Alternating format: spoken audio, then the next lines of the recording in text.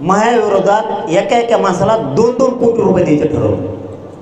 संघटनेला, एका संघटनेला 2 कोटी.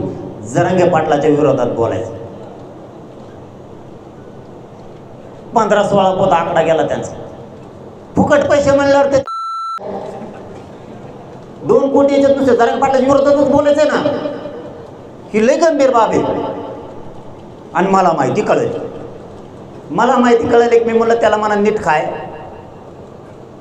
म्हणलो बरं का, मी खोटं नाही बोलत, आज सांगून टाकतो तुम्हाला. म्हणलं नीट खाय, तो आहे मतदारसंघात तुला फिरतात नाहीच, कशा तुम घेतो. ज्याला 2 कोटी देणार होते तेच माझ्याकडे आले. शपथ खोटं बोलत नाही. ज्याला 2 कोटी देणार होते, 17 नंबरचा म्हणजे 16 झालत्या संघटना झालत्या म्हणतो आम्ही, पण जातवान इमानदार त्याच्यात एक जण निघाला. त्याला नाव विचारलं नाही मी, नाही तर नाव सांगितलं असतं. दुसऱ्या वेळेस विचारीन तुझं नाव सांगू का. त्याला इमानदार म्हणला का नाव सांगणाराला हो टाळ्या वाजल्या नाही, त्यासाठी काही पण केलं पाहिजे.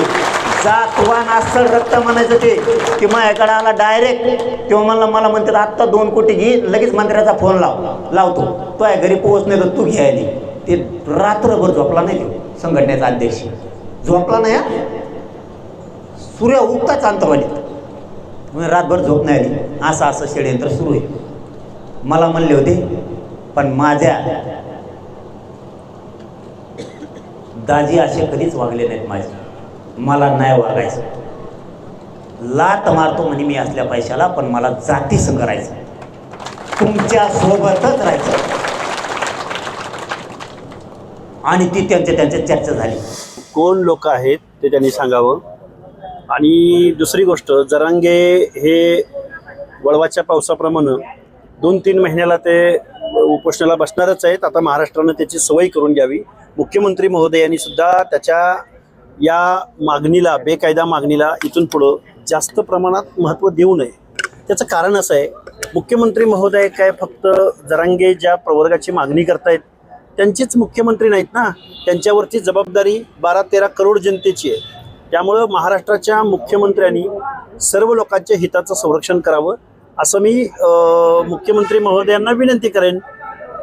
याच्या पलीकडं मनोज जरांगेंच्या मागणीला आम्ही जास्त महत्त्व देत नाही. आंदोलन करण्याचा इशारा दिलेला आहे, त्याकडे कशा पद्धतीने? हे बघा, आंदोलन जरांगे आहे ना, त्याला मीडियाची आणि कॅमेऱ्याची सवय झाली.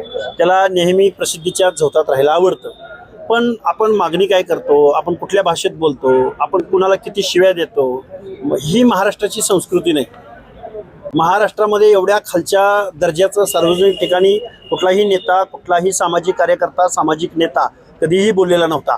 महाराष्ट्राची पुरती वाट लावण्याचं काम कोणी केलं असेल तर मनोज जरांगेंच्या बोलीभाषेने केलं आहे. त्यामुळं पण दुर्दैव हे आहे की जरांगेने इकडे आंदोलन करायचं, झुंड गोळा करायची आणि शासनानं किंवा उपसमित्यांनी, मंत्रिमंडळाच्या उपसमित्यांनी काही निर्णय घ्यायचे.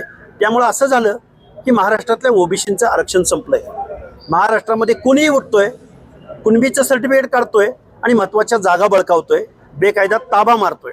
याची आमच्याकडं शेकडो उदाहरणं आहेत. 21 तारखेला ओबीसीच्या मंत्रिमंडळाच्या उपसमितीसमोर उपसमितीची बैठक होती बावनकुळे साहेबांच्या अध्यक्षतेखाली. आम्ही आमची निवेदनं, आमच्या मागण्या त्यांच्यासमोर ठेवलेल्या आहेत. 21 तारखेला आम्ही महाराष्ट्राला सांगू की ओबीसींचं किती वाटोळ झालंय, ओबीसींचं किती नुकसान झालंय आणि मनोज जरांगेंच्या बेकायदा मागणीला सरकार कसं बळी पडलंय आणि त्यामध्ये ओबीसींचं काय नुकसान झालंय हे 21 तारखेला आम्ही पूर्ण महाराष्ट्राला सांगू.